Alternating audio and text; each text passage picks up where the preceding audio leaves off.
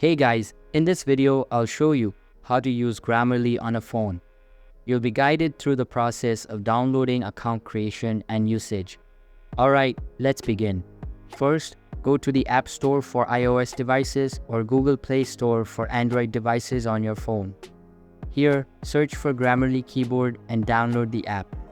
Once the app is downloaded, open it and follow the on-screen instructions to install and set up the Grammarly keyboard on your device. After the installation process is complete, you will need to enable the Grammarly keyboard in your device settings. Go to your device's settings and enable Grammarly keyboard on your device.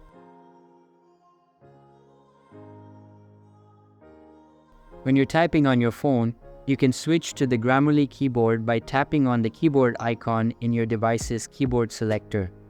This icon typically looks like a small keyboard or a globe icon depending on your device and settings.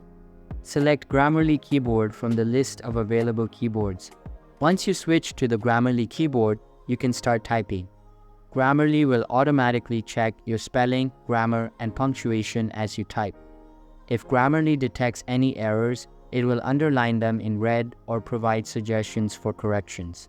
You can tap on the underlined words to see Grammarly suggestions and make corrections as needed. You can customize the Grammarly keyboard settings to suit your preferences. This includes adjusting settings for autocorrect suggestions and personal dictionary. You can access the settings by tapping on the Grammarly icon on the keyboard, then selecting Settings. If you want to sign up, you can easily create your account by selecting your Google, Facebook, or Apple account. For the iOS devices, once Grammarly has installed, open it up and then follow the on-screen instructions to set up this. After that, create Grammarly account or sign with any of these options.